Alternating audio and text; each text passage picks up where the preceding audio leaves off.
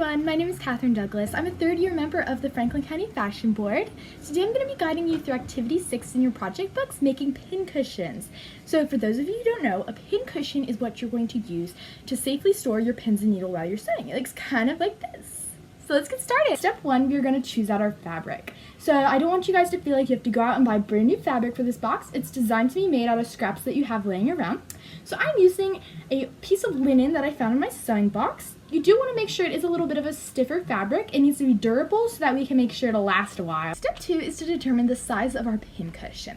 So when you're determining your size, you want to allow a ½ inch to an inch around the edge to make a seam allowance.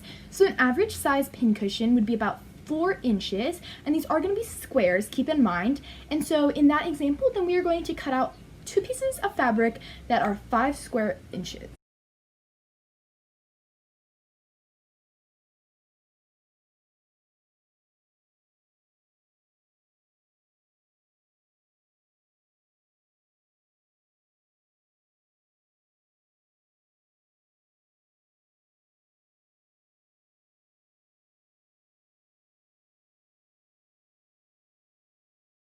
Okay guys, so our step 3 is going to be pinning our 2 pieces of fabric together to get them ready to sew up. The important thing to remember when you are pinning 2 pieces of fabric together, especially ones that will be turned inside out later, is you want to make sure to get the right sides together. So that when you turn out, the right side is facing frontwards. So, once you have your 2 right sides matched up, you want to lay them down. And then you want to take your pins and you want to make sure you're leaving yourself your ½ inch seam allowance. So just measure your measuring tape about ½ an inch and then mark that so that we're giving ourselves room to sew around our square.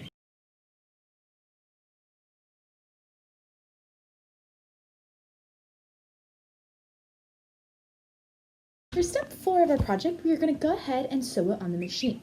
You want to try to get your lines as straight as possible, and when you're going around the corners, don't forget to pivot. You can do this by simply lifting up your presser foot on your machine and turning your fabric. The other thing we want to remember is this will be turned inside out. So we want to start a little bit past the center and leave about 2 inches of rim. That way we can be able to turn it inside out.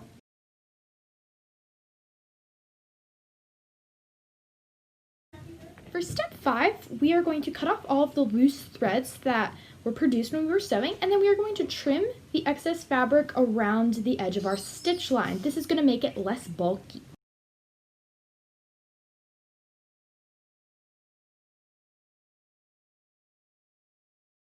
For step 6, we are going to be turning it inside out and stuffing it with all the scraps of fabric that were collected as you were sewing and cutting.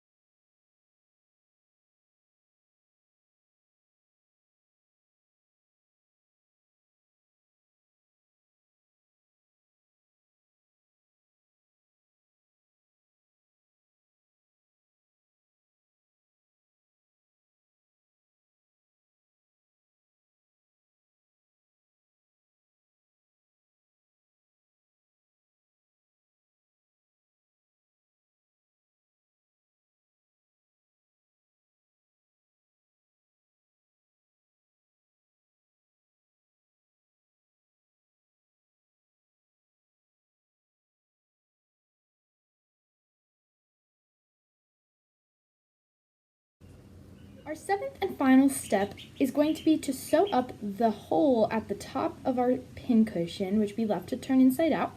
You can hand stitch this using one of the stitching techniques we learned, or you can sew this on a machine. Once you're done, you can start sticking your pins in it and it is ready to use.